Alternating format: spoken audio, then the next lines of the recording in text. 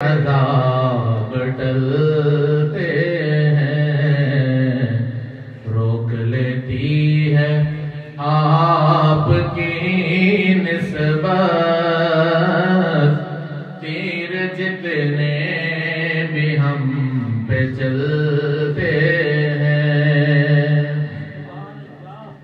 حمد و صلات کے بعد معزز محتشم سامعین کرام، السلام علیکم ورحمۃ اللہ وبرکاتہ۔ گزشتہ دو جمعہ کی نشستوں میں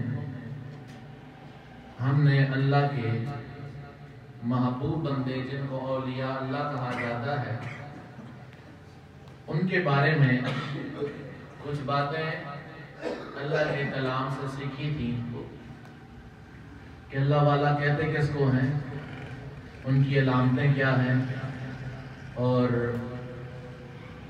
ان کے دنیا میں تشریف آوری کا ہمیں کیا فائدہ ہو سکتا ہے، اور ان کے لیے رب نے آخرت میں جزا کیا عطا اختیار فرمائی ہے۔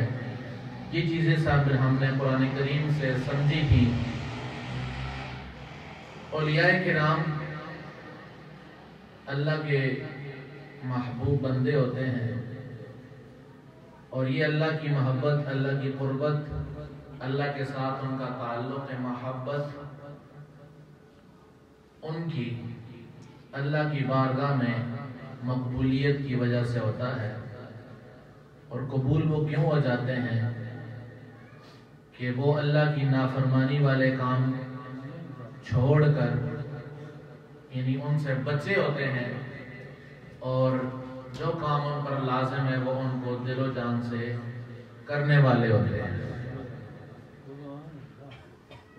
تو ظاہر ہے جو بندہ آپ کی بات مانتا ہے، آپ کی منع کی گئی چیزوں سے روکتا ہے، آٹومیٹیکلی آپ کو اس پہ پیار آتا ہے، اور جو آپ کا پیارا بھی ہو، آپ کی جان کا حصہ بھی ہو، سگا بیٹا بھی ہو، جو آپ کی بات نہ مانے، آپ کی روکی گئی چیزوں سے نہ روکے، تو وہ اولاد ہو کر بھی پیارا نہیں لگتا۔ یہ عام مخلوق آپس میں ہم مخلوق کی باتیں ہیں تاکہ سمجھ جائیں۔ اللہ تعالیٰ تو ان چیزوں سے مبرہ ہے، لیکن جو بندہ اس کی مانتا ہے، جہاں سے اس نے روکا ہے، فائدہ بندے کا ہی ہے۔ اس کے رکنے سے رب کی ربوبیت میں اضافہ نہیں، اس کی رب کی ماننے میں رب کی ربوبیت میں بھی اضافہ نہیں، اور اس کی نہ ماننے میں اس کی ربوبیت میں کوئی کمی نہیں۔ فائدہ اس کا ہی ہے، جو اپنا فائدہ کرتا ہے اور رب اس سے محبت کرتا ہے، اور جو اپنا فائدہ نہیں کرتا وہ رب کو بھی اچھا نہیں لگتا۔ اولیاء کرام کے بارے میں کافی باتیں ہم نے قرآن سے سیکھی ہیں۔ ایک ٹاپک جو اولیاء کرام کے ذکر کے ساتھ ضروری ہوتا ہے وہ ہوتا ہے کرامت۔ چونکہ علم دین کی بہت زیادہ کمی ہے، آپ کو پورے برادریوں میں، سینکڑوں گھروں میں کوئی ایک بندہ بھی مستند عالم دین نہیں ملتا، کیونکہ مسلمانوں کا رجحان نہیں ہے دین پڑھنے پڑھانے کی طرف۔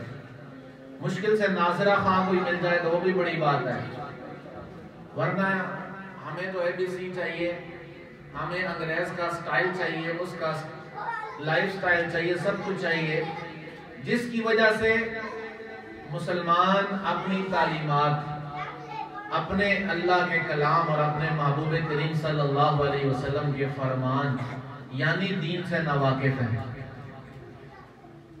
اس لیے پھر جب خود بندے کو اپنا خزانہ سنبھالنا نہ آئے تو پھر غیروں کے لیے اس کو چرانا آسان ہوتا ہے۔ محافظ مضبوط نہ ہو، محافظ کی اسٹریٹجی مضبوط نہ ہو تو چور کے لیے چوری آسان ہوتی ہے۔